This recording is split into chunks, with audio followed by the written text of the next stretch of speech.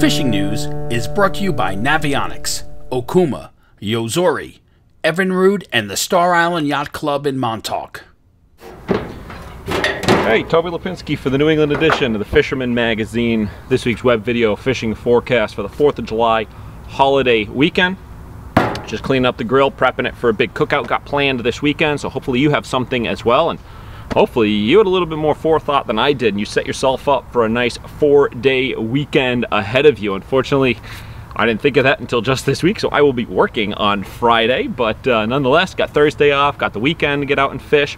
Before I jump into this week's report, though, and let you know what you can find, I want to let you know that next week, the entire extended Fisherman Magazine family is going to be down in Orlando, Florida for the International Convention of Allied Sport Fishing Trades, better known as ICAST. Now, for those of you that aren't unaware of what this show is, ICAST is a trade-only show, meaning it's not open to the public.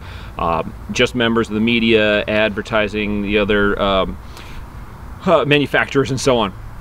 It's produced by the American Sportfishing Association, and it is the world's biggest single sport fishing event put on annually. Now, this is where all the latest and greatest new tackle makes its debut, and of course we're going to be meeting with all of our longtime friends and advertisers, and we're also going to have our eyes open, peeled, looking for any of those cool new products that we think are going to really work back home here in the Northeast.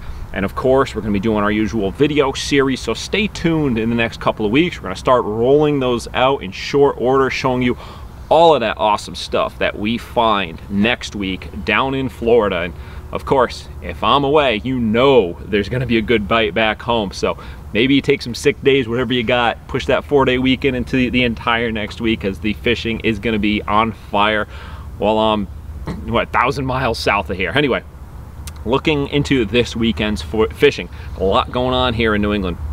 I'm going to start off with striped bass. Talked to Captain Chris of Double Trouble Sportfishing. He sails out of Watch Hill, Rhode Island, and he said that fishing in the Watch Hill reefs really kicked into gear this week, with fish to the high 40-pound class being landed pretty consistently. For instance, on one of his trips this week, excuse me, his clients released a pair of 40-pound class fish amid a catch of more than a dozen bass. He had a couple in the 30s, and they ended up only keeping 2 small keepers for the table. Congratulations to them for the great catch, and really got to commend you for releasing those big fish, just taking home with the, those just keeper-sized fish for the table. Hey, they taste better, and let those big breeders swim freely. And speaking of striped bass, regulations, keeping or not, following the lead of our friends down in New Jersey from a couple of weeks ago, the Connecticut Department of Energy and Environmental Protection has released a striped bass 2020 regulations survey to the public. Now, this survey is open to anglers both inside and outside Connecticut, as long as you fish Connecticut waters. It only takes a couple of minutes to fill out, so head on over to fisherman.com right now, fill out the survey. Let them know your feelings on several different management options that are being discussed. This is all leading up to the ASMFC's meeting in August, where they reconvene and begin the process of setting new regulations in 2020. As we've reported in Fisherman Magazine for the last couple of months, we've been updating on what's going on. There will be changes on striped bass next year. The process has begun now, so I don't want to hear anybody saying I didn't have a chance to say what I wanted and they didn't hear my input and whatever. It has already begun. So these are not binding. This is just a survey, kind of feelers. The official public hearing is going to commence August into September. New regulations coming out again sometime next spring. You can find the link right now. Head on over to fisherman.com in the news section, or you can check the upper right-hand corner of your screen right now on the YouTube card link.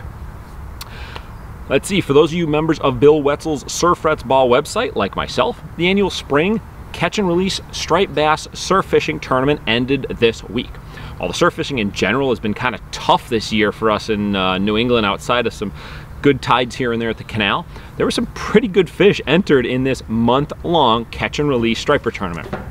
Now let's see, recapping. 3rd place went to regular fisherman contributor Jerry Audette with his 39-pound striped bass, which he landed on a 12-inch sluggo on a large swim bait hook, owner beast, the 12-aught. He was fishing Connecticut waters when he got this nice fish. That was the leader for quite a while. And in the last week and a half, we had a good little slug of fish start roll through Long Island, and they made their presence known as second place went to John Hall. He scored a nice 43-pound striped bass, which he landed on a Super Strike bottle plug while he's fishing undisclosed Long Island beach. And then taking home bragging rights for another year and the top spot, as well as $1,000 cash prize and a ton of other really cool prizes, was angler Will Zirk with his 44-pound striped bass, which he landed on a bucktail somewhere along the south shore of Long Island, presumably in one of the big outflows that they've got down there. So congratulations to all the winners. Thank you to Bill for continuing to keep this catch and release tournament going. Now, if you'd like a chance to participate, or if you'd like to participate next year, head on over to longislandsurffishing.com. Sign up. I believe dues are $35 a year. There's a private message board. Really good information. It's kind of a safe place for anglers to ask questions, talk. You get Bill's weekly log. He's a guide out there surf fishing on Montauk, but the pay sort of keeps some of the riffraff out. So some really good conversations, some great discussions, and some real good info that comes up. So I recommend it. Check it out. Then switching gears over to bottom fishing. Fluke action has been probably best described as hot and then cold and then hot and then cold along the Rhode Island coast lately. And as I covered the Rhode Island reports this week for the magazine, it seemed to be the theme across all the boats that I spoke to. They were seeking late June, doormats. With that said, though, the Francis fleet put a downright massive doormat on the deck of the Lady Francis on Tuesday as longtime mate Cody was fishing in those heavy rains we saw last week, and he boated the second largest fluke ever landed on the Francis fleet boats.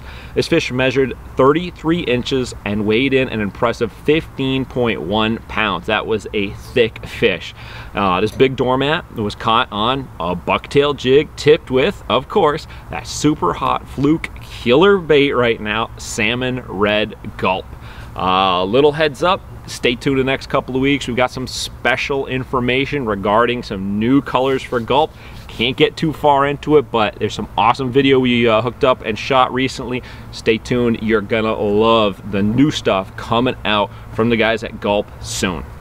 And the last up this week, Captain Greg and the Blackhawk has been finding some really good mixed bag bottom fishing throughout Long Island Sound. They've been getting really good catches of black sea bass now that that's opened up in Connecticut, Rhode Island, and New York waters. They can go wherever they want for those. They've got some mega porgies and even some pretty good fluke catches mixed in on all the trips. And he also has some night striped bass trips scheduled now through the weekend into the beginning of next week. So call the office today at 860-448-3662 and grab yourself a seat on one of these limited load, reservation only fishing trips. Now the window right here, right now, what we're getting into around the first moon of July, whatever moon's closest to that July 4th, almost always produces some massive striped bass in the waters between Montauk and Block Island, and this is right where Captain Greg plans to fish. So he is going to put you on a big bass, just about guaranteed, for this holiday weekend to kick off your summer. All right, well, there you have it. I am Toby Lapinski for the New England edition of the Fisherman Magazine, wishing you a happy and safe 4th of July, as well as tight lines if you head out onto the water this weekend. Win the incredible Steigercraft Evinrude Lowrance Grand Prize Boat Package and more in the Fisherman's 2019 Dream Boat Fishing Challenge. Get the details now at thefisherman.com.